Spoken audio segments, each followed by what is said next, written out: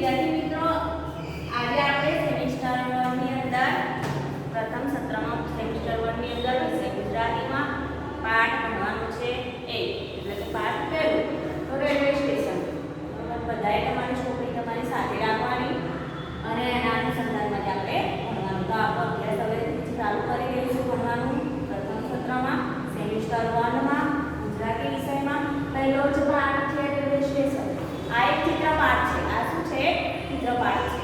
તો જો તમારી ચોપડી છે તમારી સાથે રાખશો તો તમને સમજણ પડશે. તમારી ચોપડી તમારી સાથે રાખવાની, કેમ કે આ પાઠ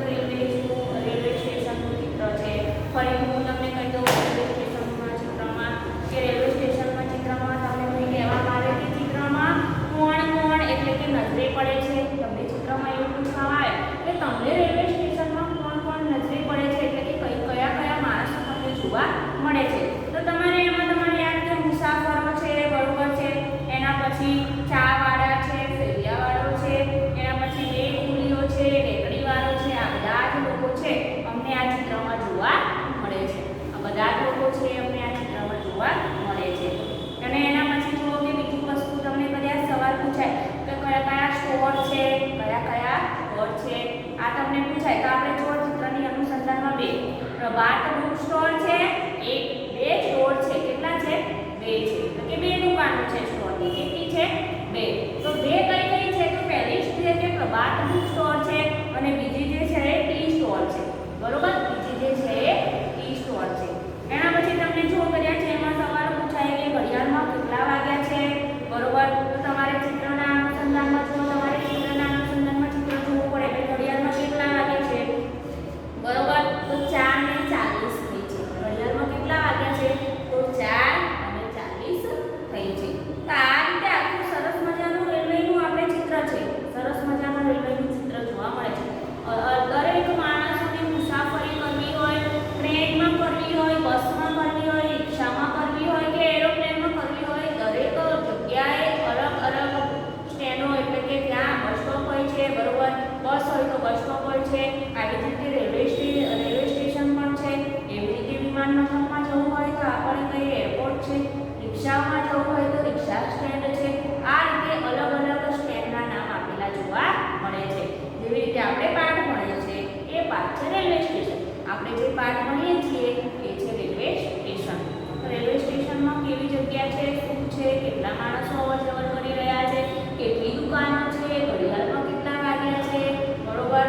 ફૂટવાળો ભાઈ છે પોતાનું ફૂટ વેચે છે, કુલીવાળા ભાઈ ત્યાંથી સામાન છે અવર-જવર કરી રહ્યા છે, મુસાફરો ત્યાંથી અવર-જવર કરી રહ્યા છે. આ બધું જ આખા ચિત્રની અંદર આપણને જોવા મળે છે. આ બધું જ આપણને શું છે આખા ચિત્રમાં જોવા મળે છે. હવે જો એના અનુસંધાનમાં ઉપર આપેલા ચિત્રનું અવલોકન કરો. ચિત્રના આધારે સ્વાધ્યાયના પ્રશ્નો વિશે વિચારો. શું કરવાનું છે તમારે? કશું જ કરવાનું નથી. જે કંઈ તમને અહીંયા ભણાવવામાં આવે છે એમાં તમારે ધ્યાન આપવાનું. જે કંઈ ભણાવવામાં આવે એમાં તમારે ધ્યાન આપવાનું અને એના જ અનુસંધાનમાં તમારે અહીંયા પાઠ જે પ્રશ્નો પૂછેલા હોય છે એના જ અનુસંધાનમાં તમારે પ્રશ્નો પૂછેલા જોવા મળે છે. પહેલો જે પ્રશ્ન હું તમને કહું, અભ્યાસની અંદર જુઓ. આપણે સરસ મજાનું રેલવે સ્ટેશન ચિત્રના આ ભણી ગયા છે. બરોબર? ચોપડી તમારી પાસે રાખવાની, તમને બધી સમજણ પડશે. હવે જુઓ પહેલું છે અભ્યાસ. કેવું છે? અભ્યાસ. તો અભ્યાસની અંદર જુઓ કે ચિત્ર જોઈ નીચેના પ્રશ્નોના ઉત્તર લખો. તમારે શું કરવાનું છે? ચોપડી છે, ચોપડીના અનુસંધાનમાં તમારે ચોપડી જોવાની, એમાં ચિત્ર જોવાનું, પ્રશ્નો જોવાના, પ્રશ્નો જોયા પછી પાછું તમારે ચિત્ર છે એનું નરેટ કરવાનું. તમારે એમાંથી તમને જવાબો મળી રહે છે. પહેલું છે જુઓ કે ચિત્રમાં કોણ કોણ નજરે પડે છે.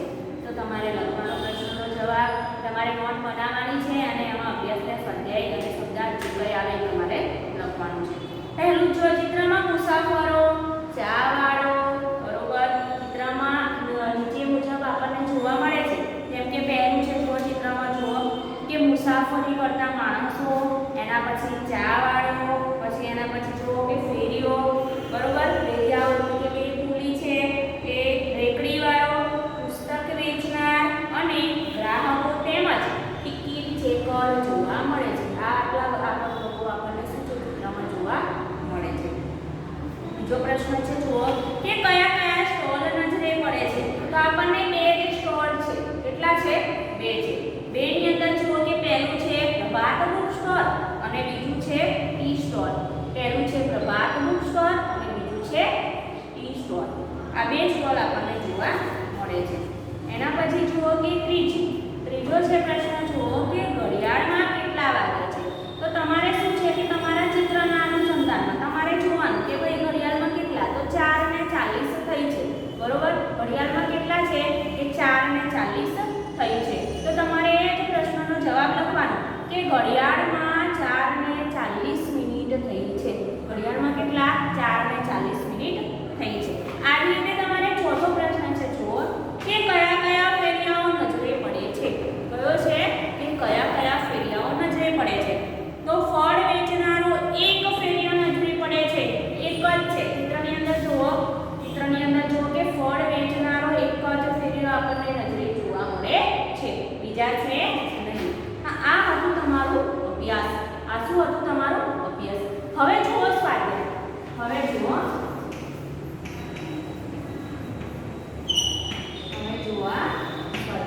સ્વાધ્યાયની અંદર પણ એવું જ છે. તમારા જે ચિત્ર છે એ ચિત્રના અનુસંધાનમાં પ્રશ્નોના જવાબ આપેલા છે અને એ જ ચિત્ર જોઈને તમારે પ્રશ્નોના જવાબ લખવાના છે. એ જ ચિત્ર જોઈને શું તમારે પ્રશ્નોના જવાબ લખવાના છે. પહેલું જો કે તમે રેલવે સ્ટેશન કે બસ સ્ટોપ પર ગયા છો. 100% તમે રેલવે સ્ટેશન કે બસ સ્ટોપ પર મુસાફરી કરવા ગયા હશો. ગયા હશો એટલે કે તમે જાવ જ છો, બરોબર? તમે જાવ જ છો. તો એ જ રેલવે સ્ટેશન કે બસ સ્ટોપમાં મુસાફરી કરવા જતા હશો. તમારા અનુભવના આધારે એટલે કે તમારા પોતાના અનુભવના આધારે તમારે પ્રશ્નોના ઉત્તર લખવાના છે. તમારે શું કરવાનું છે? પ્રશ્નોના ઉત્તર લખવાના છે. જ્યારે પણ કોઈ પણ સવાલ તમે કોઈ પણ પ્રશ્ન છે તમારે એનો જવાબ મેળવવો હોય તો પ્રશ્ન તમારે સાથે શાંતિથી તમારે વાંચવાનો, સમજવાનો અને પછી પ્રશ્નના જવાબ લખવાના, બરોબર? પહેલા તમારે પ્રશ્ન સમજવાનો, પછી તમારે જવાબ લખવાનો. પહેલું છે જુઓ કયા કયા સ્ટોલ જોવા મળે છે. ભાઈ તમને કયા કયા સ્ટોલ જોવા મળે છે? તમે કોઈ બી બસ સ્ટોપ હોય છે, રેલવે સ્ટેશન હોય છે કે પછી તમે જુઓ કે કોઈ પણ જગ્યાએ તમે જાઓ છો, બરોબર છે, સ્ટેશન ઉપર, તો તમને કયા કયા સ્ટોલ જોવા મળે છે એ તમારે લખવાના.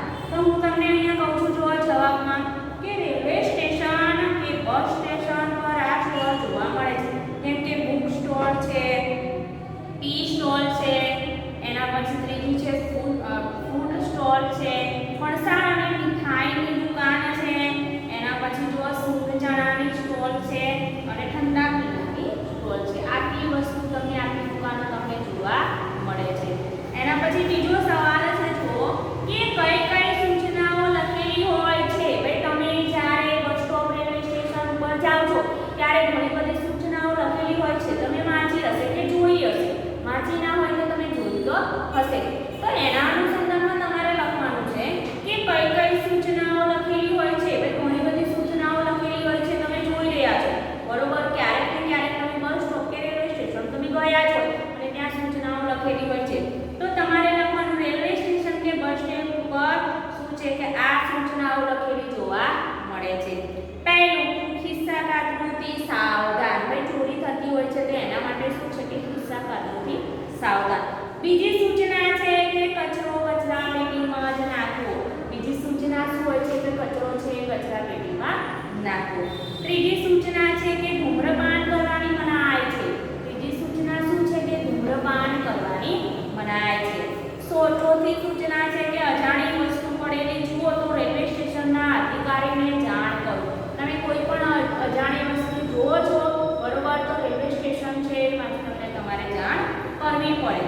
પાંચમી સૂચના તમારે એ છે કે લાઈનમાં ઊભા રહો, ધક્કામુક્કી કરશો નહીં. શું છે કે લાઈનમાં ઊભા રહેવાનું, ધક્કામુક્કી કરવાની નહીં. આ તમારો પ્રશ્નનો જવાબ છે. ત્રીજો પ્રશ્ન છે તમારે કયા કયા વિભાગ અને બારીઓ હોય છે. કયા કયા વિભાગ અને બારીઓ હોય છે?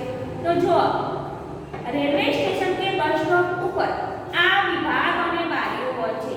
વિભાગનું નામ છે, ભાઈ જે ખંડ હોય છે જ્યાં બારીઓ હોય છે એ જ તમારે લખવાનું, બીજું કંઈ તમે લખી શકો નહીં. તો એના જવાબમાં તમારે જો પહેલું છે પ્રતીક્ષા ખંડ, બીજું છે મહિલા ખંડ, ત્રીજું છે વિશ્રામ ખંડ, ચોથું છે વર્કશોપ, પાંચમું છે કે પાર્સલ વિભાગ,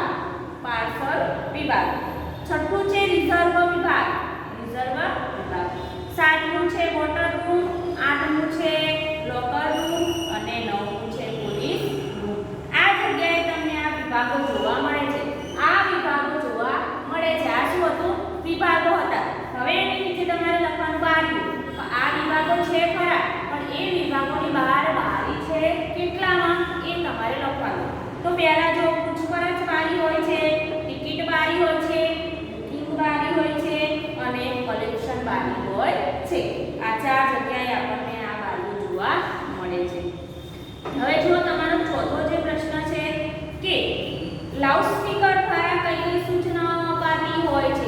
લાઉડસ્પીકર દ્વારા કઈ કઈ સૂચનાઓ અપાતી હોય છે? તો શું છે કે રેલવે સ્ટેશન કે બસ સ્ટેશન ઉપર શું હોય છે? રેલવે સ્ટેશન હોય, બસ સ્ટેશન હોય કે આપણે જોઈએ છીએ કે હવાઈ મથક, તો એ જગ્યાએ શું છે કે લાઉડસ્પીકર હોય છે. કેમ? કેટલા સમયે, કેટલા વાગે, કઈ બસ કઈ જગ્યાએ જવાનું છે, આ બધું શું છે કે લાઉડસ્પીકર દ્વારા એ વ્યક્તિ છે એ તમને સૂચન આપે છે, બરોબર? સૂચના આપે છે કે કેટલા વાગે જવાનું છે ને કઈ જગ્યાએ જવાનું છે.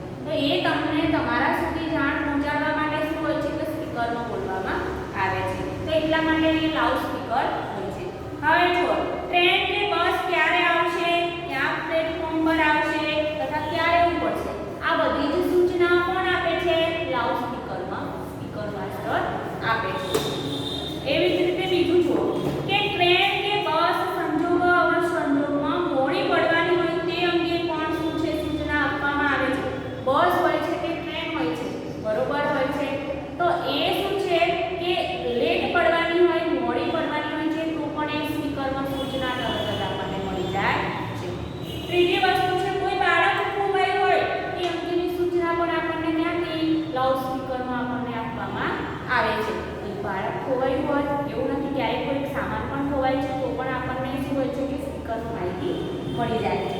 ચોથું છે ખિસ્સાકાતરુંથી સાવધાન રહેવા અંગેની સૂચના પણ મળે છે. શું છે કે ખિસ્સાકાતરું છે તેનાથી સાવધાન રહેવા માટેની સૂચના પણ આપણને મળી જતી હોય છે.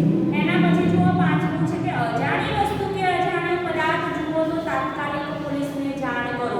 અજાણી વસ્તુ કે અજાણ્યો પદાર્થ જુઓ છો તો તરત જ તમારે પોલીસને જાણ કરવાની હોય છે. આ બધું લાઉડસ્પીકરમાં તમને સંભળાવવામાં એટલે કહેવામાં આવે છે. પાંચમો પ્રશ્ન જુઓ કે કયા કયા ફેરિયાઓ જોવા મળે છે. તમે બસ સ્ટોપ છો, રેલવે સ્ટેશન છે, તો આ જગ્યાએ તમને કયા કયા ફેરિયાઓ જોવા મળે છે તો જુઓ કે રેલવે સ્ટેશન બસ સ્ટેશન ઉપર નીચેના ફેરિયાઓ જોવા મળે છે. હવે રેલવે સ્ટેશન કે બસ સ્ટોપ પર નીચેના ફેરિયાઓ જોવા મળે છે. છાપાવાળા કે વિવિધ છાપાઓ જોવા મળે છે, વેચવાવાળા. પાણીના પાઉચ કે પાણીની બોટલ, તમને પાણીની પાઉચ કે બોટલ હોય એ પણ તમને જોવા મળે છે. એના પછી છે ચા કોફી વેચનારાઓ. એના પછી શું છે ચા કોફી વેચનારાઓ. સિંગ ચણા મમરા વેચનાર. શું છે કે સિંગ અને ચણા ને મમરા વેચનાર. એના પછી જુઓ કે ફળ ફળાદી વેચનાર, રમકડા તેમજ કેટલીક વસ્તુ વેચનારા લોકો શું છે કે તમને ત્યાં જોવા મળે છે. છઠ્ઠો પ્રશ્ન જુઓ જાહેર સ્થળોની સ્વચ્છતાઓ જાળવવા માટે તમે શું કરશો. ભાઈ જાહેર સ્થળોની સ્વચ્છતા જાળવવા માટે આપણે શું કરીશું કે અમે હંમેશા કચરો કચરાપેટીમાં નાખીશું તો જ જાહેર સ્થળોની સ્વચ્છતા જોવા મળે. આવું આપણે જ નહીં બધા પણ વિચારે કે જ્યારે પણ કોઈ પણ જગ્યાએ આપણે કચરો હોય છે કચરાપેટીમાં જ નાખીએ તો એ જગ્યા સ્વચ્છ જ રહે છે. બરોબર, સ્વચ્છ આપણને જોવા મળે છે. બીજું વસ્તુ છે કે જ્યારે મિત્રોની મદદથી સ્વચ્છતા અંગેની સૂત્રો અને સુવસ્તુઓ લખીને જાહેર સ્થળો ચોંટાડવા જોઈએ. શું છે કે એક સૂત્રો લખવાના કે કચરો કચરાપેટીમાં નાખો. બરોબર, જ્યાં હોય ત્યાં તમારે કચરો ફેંકવો નહીં. તો આવી બધી વસ્તુઓ શું તમે સૂચના એક કાગળમાં લખો અને એ કાગળ છે તમે કોઈ પણ દિવાલે કે ગમે ત્યાં તમે ચોંટાડો. બરોબર, તો જે કોઈ વ્યક્તિ હશે એ સૂચનાઓનું પાલન કરશે તો આપણે સ્વચ્છતા જાળવી રહીશું.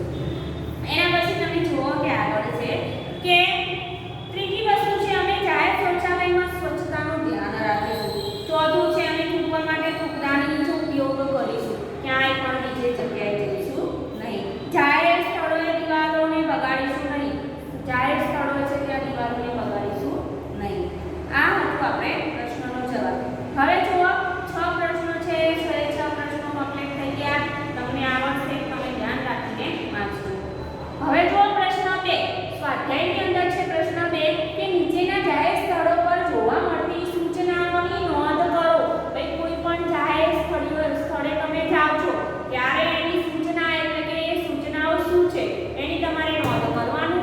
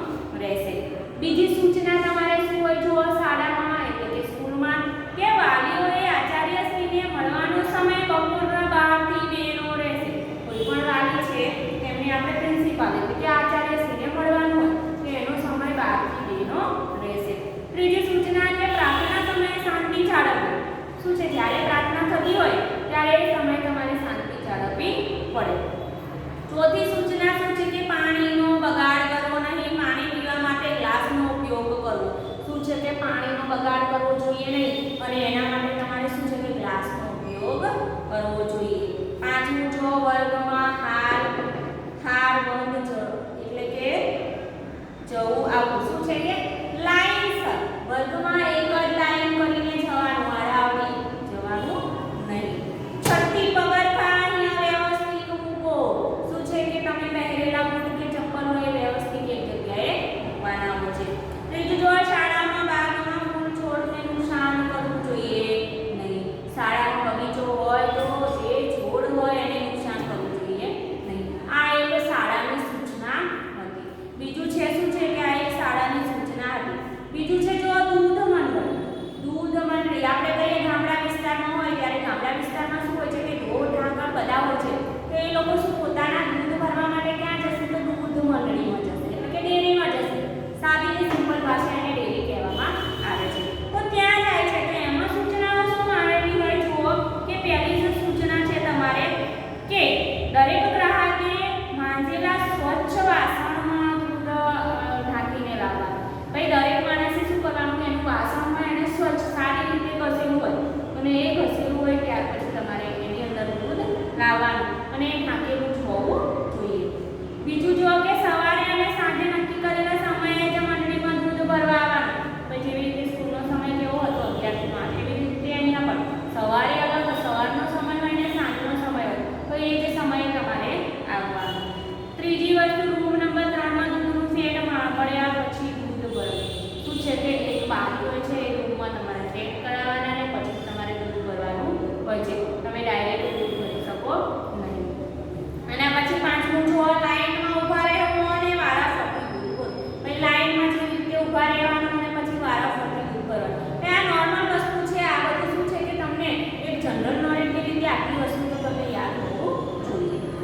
આટલા વસ્તુ છે. હવે જો કે આરોગ્ય કેન્દ્ર હવે દવાખાના એક સમય જો આપણે કહીએ છીએ કે હોસ્પિટલમાં દવાખાનું છે તો દવાખાનામાં આપણે જોઈએ કે ડૉક્ટરનો આવવાનો સમય શું છે બરોબર.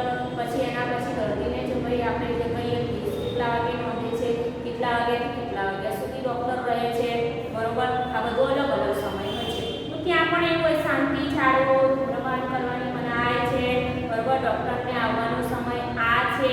આવી સૂચનાઓ ત્યાં હોસ્પિટલમાં પણ લાગેલી હોય છે.